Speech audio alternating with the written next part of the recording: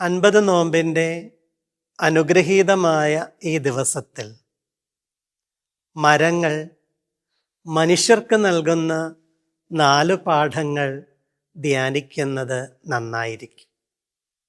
1. മാനം മുട്ടെ വളർന്നാലും മരത്തിൻ്റെ വേരുകളൊക്കെ മണ്ണിലാണ് നിലകൊള്ളുക.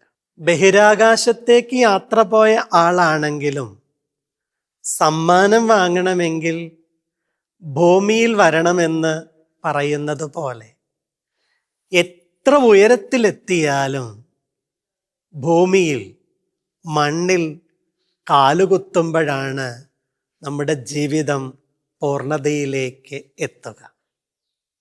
മണ്ണിനെ മറക്കാതെ, വേരിനെ അറുത്ത് കളയാതെ ജീവിതത്തെ വേറിട്ടതാക്കി സൂക്ഷിക്കാൻ നോമ്പുകാലം നമ്മെ സഹായിക്കട്ടെ.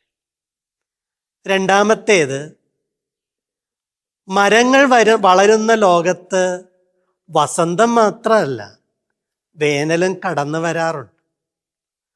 ഋതുഭേദങ്ങളെ യാതൊരു ഭാവവ്യത്യാസവും ഇല്ലാതെ സ്വീകരിക്കുകയാണ് ഓരോ മരവും ചെയ്യുന്നത്. മനുഷ്യരുടെയും ജീവിത മനോഭാവങ്ങൾക്ക് മരങ്ങളുടെ, പ്രകൃതിയുടെ ഋതുഭേദങ്ങൾ പോലെ വ്യത്യാസമുണ്ട്. എല്ലാ മനുഷ്യനും എല്ലാ സമയത്തും ഒരേപോലെ ആയിരിക്കില്ല. നമ്മൾ ഒരാളെ കണ്ടപ്പോൾ അയാൾ അരിശപ്പെട്ടിരിക്കുകയാണെന്ന് കരുതി എപ്പോഴും അരിശത്തോടെ ആയിരിക്കും. ഒരാളെ കണ്ടപ്പോൾ അയാൾ നിറപുഞ്ചിരിയോടെയാണെന്ന് കരുതി എപ്പോഴും ഒരു മനുഷ്യൻ്റെ മുഖത്ത് പുഞ്ചിരി വിരിയും. ഋതുഭേദങ്ങൾക്ക് മാറ്റമുണ്ട്. മനുഷ്യരുടെ മനോഭാവങ്ങൾക്കും മാറ്റമുണ്ടെന്ന് മറന്നു പോകരുത്. മൂന്നാമത്തേത്, ഫലം കൂടുന്നതിനനുസരിച്ച് മരത്തിൻ്റെ കൊമ്പുകൾ കൊനിയുന്നെങ്കിൽ മനുഷ്യൻ്റെ ജീവിതത്തിൽ നന്മകളുണ്ടാകുമ്പോൾ, നേട്ടങ്ങളുണ്ടാകുമ്പോൾ കൂടുതൽ വിനയപ്പെടാനായി സാധിക്കുക എന്നുള്ളത്.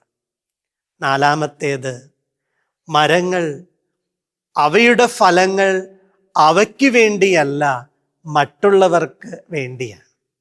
മനുഷ്യൻ്റെ ജീവിതവും സ്വയം അനുഭവിക്കാനും ആസ്വദിക്കാനും വേണ്ടിയല്ല ദൈവം നൽകുന്ന അനുഗ്രഹങ്ങൾ.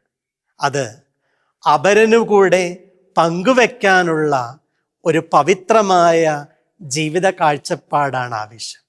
ഈ നോമ്പ് മരങ്ങൾ, വൃക്ഷങ്ങൾ, സസ്യലതാദികൾ പഠിപ്പിക്കുന്ന പാഠങ്ങളെ ജീവിതത്തിൽ സ്വീകരിക്കുവാനും അതുവഴി മറ്റുള്ളവരുടെ ജീവിതത്തിനും നമ്മുടെ ജീവിതത്തിനും നന്മയ്ക്ക് മാർഗദീപമായി തീരുവാൻ സർവേശ്വരൻ സഹായിക്കട്ടെ എന്ന് പ്രാർത്ഥിക്കുന്നു. ദൈവം എല്ലാവരെയും അനുഗ്രഹിക്കട്ടെ.